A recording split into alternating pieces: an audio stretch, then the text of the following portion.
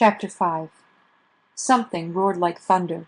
The earth shook a little, and we heard the rat-a-tat-tat of gunfire. "Father!" Hassan cried. We sprung to our feet and raced out of the living room. We found Ali hobbling frantically across the foyer.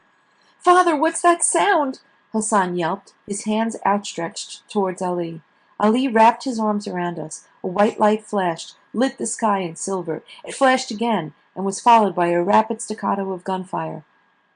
"They're hunting ducks," Ali said in a hoarse voice. "They hunt ducks at night, you know. Don't be afraid." A siren went off in the distance. Somewhere glass shattered and someone shouted. I heard people on the street, jolted from sleep and probably still in their pajamas, with ruffled hair and puffy eyes. Hassan was crying. Ali was pulling him close, clutched him with tenderness. Later I would tell myself I hadn't felt envious of Hassan, not at all. We stayed huddled that way until the early hours of morning. The shootings and explosions had lasted less than an hour, but they had frightened us badly, because none of us had ever heard gunshots in the streets. They were foreign sounds to us then. The generation of Afghan children whose ears would know nothing but the sounds of bombs and gunfire was not yet born. Huddled together in the dining room and waiting for the sun to rise, none of us had any notion that a way of life had ended. Our way of life. If not quite yet, then at least there was the beginning of the end. The end, the official end, would come first in April 1978 with a communist coup d'etat, and then in December 1979 when Russian tanks would roll into the very same streets where Hassan and I played, bringing the death of the Afghanistan I knew, and marking the start of a still ongoing era of bloodletting. Just before sunrise, Baba's car peeled into the driveway. His door slammed shut and his running footsteps pounded on the stairs. Then he appeared in the doorway, and I saw something on his face, something I didn't recognize right away, because I'd never seen it before. Fear. "Amir, Hassan!" he exclaimed as he ran to us, opening his arms wide. "They blocked all the roads, and the telephone didn't work. I was so worried." We let him wrap us in his arms, and, for a brief, insane moment, I was glad about whatever had happened that night. They weren't shooting ducks, after all. As it turned out, they hadn't shot much of anything that night of July 17th, 1973. Kabul awoke the next morning to find that the monarchy was a thing of the past. The king, Zahir Shah, was away in Italy. In his absence, his cousin, Daoud Khan, had ended the king's 40-year reign with a bloodless coup. I remember Hassan and I crouching the next morning outside my father's study as Baba and Rahim Khan sipped black tea and listened to the breaking news of the coup on Radio Kubal. "Amir Aga," Hassan whispered. "What?" "What's a republic?" I shrugged. "I don't know." On Baba's radio they were saying that word, republic, over and over again. "Amir Aga, what?" "Does republic mean father and I will have to move away?" "I don't think so," I whispered back. Hassan, consider this. "Amir Aga, what?" "I don't want them to send me and father away." I smiled. "Boss, you silly. Boss, you donkey. No one's sending you away." "Amir Aga, what? Do you want to go climb our tree?" My smile broadened. That was another thing about Hassan. He always knew when to say the right thing. The news on the radio was getting pretty boring. Hassan went to his shack to get ready, and I ran upstairs to grab a book. Then I went to the kitchen, stuffed my pockets with handfuls of pine nuts, and ran outside to find Hassan waiting for me. We burst through the front gates and headed for the hill. We crossed the residential street and were trekking through a barren patch of rough land that led to the hill, when suddenly a rock struck Hassan in the back. We whirled around, and my heart dropped. Assef and two of his friends, Wali and Kamal, were approaching us. Assef was the son of one of my father's friends, Mahmoud, an airline pilot. His family lived a few streets south of our home in a posh, high-walled compound with palm trees. If you were a kid living in the Wazir Akbar Khan's section of Kabul, you knew about Assef and his famous stainless steel brass knuckles, hopefully not through personal experience. Born to a German mother and Afghan father, the blond, blue-eyed Assef towered over the other kids. His well-earned reputation for savagery preceded him on the streets. Flanked by his obeying friends, he walked the neighborhood like a Khan, strolling through his land with his eager-to-please entourage. His word was law, and if you needed a little legal education, then those brass knuckles were just the right teaching tool. I saw him use those knuckles once on a kid from the Kite Runner Ch district. I will never forget how Assef's blue eyes glinted with a light not entirely sane, and how he grinned as he pummeled that poor kid unconscious. Some of the boys in Wazir Akbar Khan had nicknamed him Assef Gashkur, or Assef the Ear Eater. Of course, none of them dared utter it to his face, unless they wished to suffer the same fate as the poor kid who had unwittingly inspired the nickname when he had fought Assef over a kite and ended up fishing his right ear from a muddy gutter. Years later, I learned an English word for the creature that Assef was, a word for which a good Farsi equivalent does not exist: sociopath.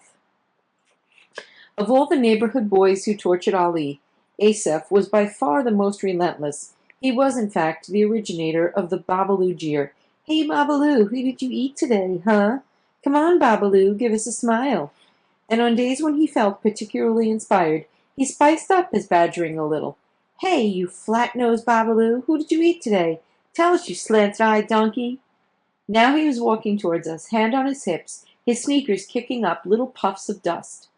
"Good morning, coonies," Assef exclaimed, waving. "Fag." That was another of his favorite insults. Hassan retreated behind me as the three older boys closed in.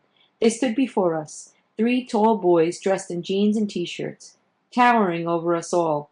Assef crossed his thick arms on his chest, a savage sort of grin on his lips. Not for the first time it occurred to me that Assef might not be entirely sane.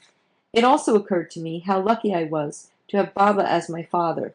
The sole reason, I believe, Assef had mostly refrained from harassing me too much. He tipped his chin to Hassan.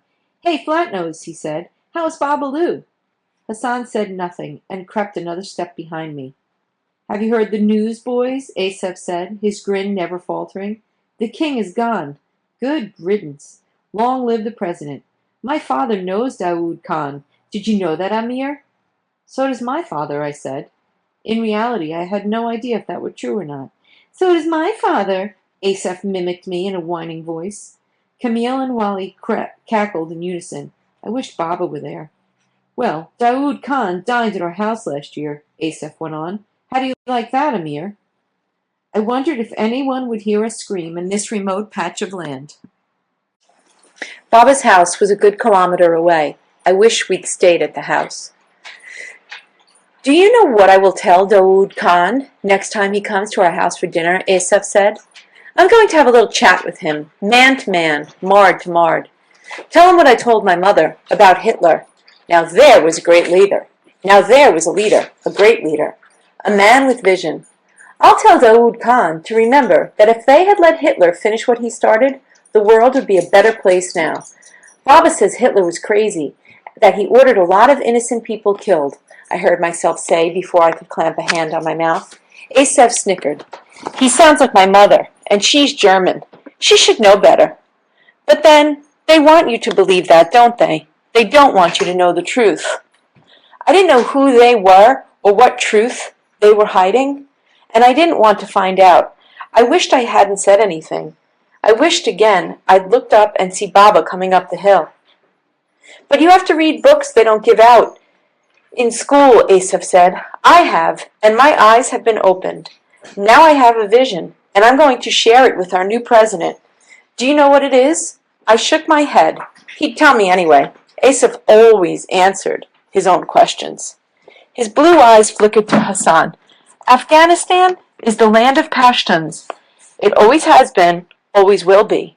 We are the true Afghans, the pure Afghans, not this flat nose here. His people pollute our homeland, our watan. They dirty our blood." He made a sweeping, grandiose gesture with his hands. "Afghanistan for Pashtuns, I say. That's my vision." Assef shifted his gaze to me again. He looked like someone coming out of a good dream. "Too late for Hitler," he said, "but not for us." He reached for something from his back pocket of his jeans. "I'll ask the president to do what the king didn't have the Kuwait to do, to rid Afghanistan of all the dirty Kasif Hazaras." "Just let us go, Assef," I said, hating the way my voice trembled. "We're not bothering you." "Oh, you're bothering me," Assef said, and I saw with a sinking heart what he had fished out of his pocket. Of course, his stainless steel brass knuckles sparkled in the sun. "You're bothering me very much. In fact, you bother me more than this Hazara here. How can you talk to him, play with him, let him touch you?" he said, his voice dripping with disgust. Wali and Kamal nodded and grunted in agreement. Assef narrowed his eyes, shook his head. When he spoke again, he sounded as baffled as he looked. "How can you call him your friend?" "But he's not my friend," I almost blurted out. "He's my servant." Had I really thought that? Of course I hadn't. I treated Hassan well, just like a friend. Better even, more like a brother. But if so, then why, when Baba's friend came to visit with their kids, didn't I ever include Hassan in our games? Why did I play with Hassan only when no one else was around? Assef slipped on the brass knuckles, gave me an icy look. "You're part of the problem, Amir. If idiots like you and your father don't take these people in, we'd be rid of them by now. They'd all just go rot in Hazarajat, where they belong. You're a disgrace to Afghanistan." I looked in his crazy eyes and saw that he really meant it. He really meant to hurt me. Assef raised his fist and came for me. There was a flurry of rapid movement behind me. Out of the corner of my eye, I saw Hassan bend down and stand up quickly. Assef's eyes flicked to something behind me and widened with surprise.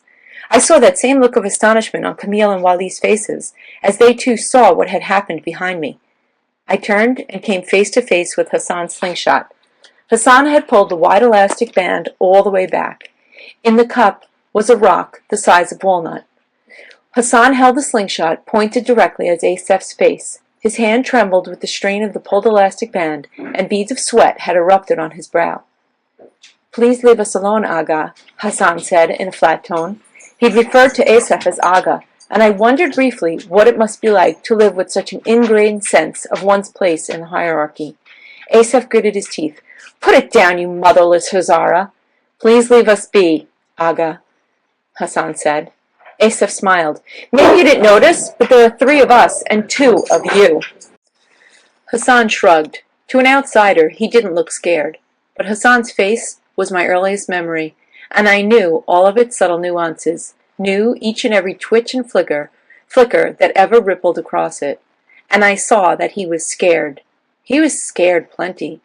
"You're right, Aga. Perhaps you didn't notice that I'm the one holding the slingshot.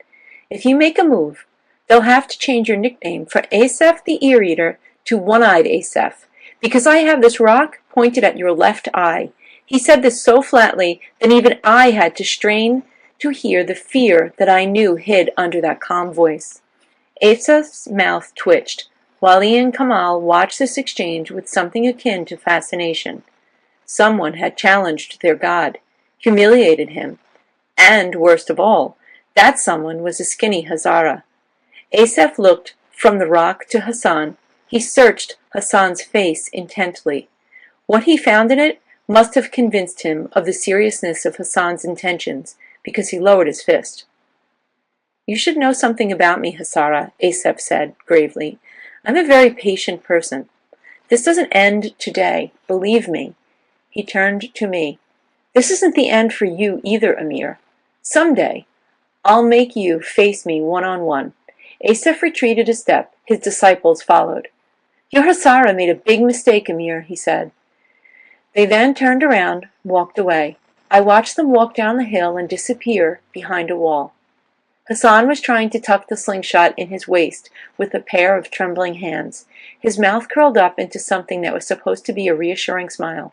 It took him 5 tries to tie the string of his trousers. Neither one of us said much of anything as we walked home in trepidation, certain that Assef and his friends would ambush us every time we turned a corner.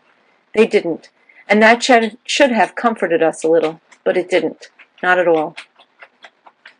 For the next couple of years, the words economic development and reform danced on a lot of lips in Kabul. The constitutional monarchy had been abolished, replaced by a republic, led by a president of the Republic. For a while, the sense of rejuvenation and purpose swept across the land. People spoke of women's rights and modern technology. And for the most part, even though a new leader lived in Arg, the royal palace in Kabul, life went on as before. People went to work Saturday through Thursday and gathered for picnics on Fridays in the parks, and on the banks of Gorgor Lake, in the gardens of Pagman. Multicolored buses and lorries filled with passengers rolled through the narrow streets of Kabul, led by the constant shouts of the driver assistants who straddled the vehicle's rear bumpers and yelped directions to the driver in their thick Kabuli accent. On Eid, the 3 days of the celebration after the holy month of Ramadan, Kabulis dressed in their best and newest clothes and visited their families. People hugged and kissed and greeted each other with Eid Mubarak, Happy Eid. Children opened gifts and played with dyed, hard-boiled eggs. Early that following winter of 1974, Hassan and I were playing in the yard one day, building a snow fort, when Ali called him in. "Hassan, Aga Habib Sahib wants to talk to you." He was standing by the front door, dressed in white, hands tucked under his armpits, breath puffing from his mouth. Hassan and I exchanged a smile. We'd been waiting for his call all day. It was Hassan's birthday. "What is it, father? Do you know? Will you tell us?" Hassan said. His eyes were gleaming. Ali shrugged. "Aga Hasib hasn't discussed it with me." "Come on, Ali. Tell us," I pressed. "Is it a drawing book? Maybe a new pistol?" Like Hassan, Ali was incapable of lying. Every year he pretended not to know what Baba had bought Hassan or me for our birthdays, and every year his eyes betrayed him, and we coaxed the goods out of him. This time, though, it seemed he was telling the truth. Baba never missed Hassan's birthday. For a while he used to ask Hassan what he wanted, but he gave up doing that because Hassan was always too modest to actually suggest a present. So every winter Baba picked something out himself. He bought him a Japanese toy truck one year, an electric locomotive, and a train track set another year. The previous year Baba had surprised Hassan with a leather cowboy hat, just like the one Clint Eastwood wore in The Good, the Bad, and the Ugly, which had unseated the Magnificent Seven as our favorite Western. That whole winter Hassan and I took turns wearing the hat and belted out the film's famous music as we climbed mounds of snow and shot each other dead. We took off our gloves and removed our snow-laden boots at the front door. When we stepped into the foyer, we found Baba sitting by the wood-burning cast-iron stove with a short, balding Indian man dressed in a brown suit and a red tie. "Hassan," Baba said, smiling coyly, "meet your birthday present." Hassan and I traded blank looks. There was no gift-wrapped box in sight, no bag, no toy. Just Ali standing behind us, and Baba with this slight Indian fellow who looked a little like a mathematics teacher. The Indian man in the brown suit smiled and offered Hassan his hand. "I am Dr. Kumar," he said. "It's a pleasure to meet you." He spoke Farsi with a thick, rolling Hindi accent. "Salam alaikum," Hassan said uncertainly. He gave a polite tip of the head, but his eyes sought his father beside him. Ali moved closer and set his hand on Hassan's shoulder. Baba met Hassan's wary and puzzled eyes. "I have summoned Dr. Kumar from New Delhi. Dr. Kumar is a plastic surgeon." "Do you know what that is?" The Indian man, Dr. Kumar said. Hassan shook his head. He looked to me for help, but I shrugged. "All I knew was that you went to a surgeon to fix you when you had appendicitis. I knew this because one of my classmates had died of it the year before, and the teacher had told us they'd waited too long to take him to a surgeon." We both looked to Ali, but of course with him you could never tell. His face was impassive as ever, though something sober had melted into his eyes. "Well," Dr. Kumar said, "my job is to fix things on people's bodies, sometimes their faces." "Oh," Hassan said. He looked from Dr. Kumar to Ali. His hand touched his upper lip. "Oh," he said again. "It's an unusual present, I know," Baba said, "and probably not what you had in mind. But this present will last you forever." "Oh," Hassan said. He licked his lips, cleared his throat. "Aga Sahib, will it—" "Nothing doing," Dr. Kumar intervened, smiling kindly. "It will not hurt you one bit. In fact, I will give you medicine and you will not remember a thing. "Oh," Hassan said. He smiled back with relief, a little relief anyway. I wasn't scared, Aga Sahib. Hassan might have been fooled, but I wasn't. I knew that when doctors said it wouldn't hurt, that's when you knew you were in trouble. With dread, I remembered my circumcision the year prior. The doctor had given me the same line, reassured me it wouldn't hurt one bit. But when the numbing medicine wore off later that night, it felt like someone had pressed a hot red coal into my loins. Why Baba waited until I was 10 to have me circumcised was beyond me, and one of the things I will never forgive him for. I wished I too had some kind of scar that would beget Baba's sympathy. It wasn't fair. Hassan hadn't done anything to earn Baba's affections. He'd just been born with that stupid hair lip. The surgery went well. We were all a little shocked when they first removed the bandages, but kept our smiles on just as Dr. Kumar had instructed us. It wasn't easy, because Hassan's upper lip was a grotesque mesh of swollen raw tissue. I expected Hassan to cry with horror when the nurse handed him the mirror. Ali held his hand as Hassan took a long, thoughtful look into it. He muttered something I didn't understand. I put my ear to his mouth. He whispered it again. Tashakur, thank you. Then his lips twisted, and that time I just knew what he was doing. He was smiling, just as he had, emerging from his mother's womb. The swelling subsided, and the wound healed with time. Soon it was just a jagged pink line running up from his lip. By the following winter, it was only a faint scar, which was ironic, because that was the winter that Hassan stopped smiling.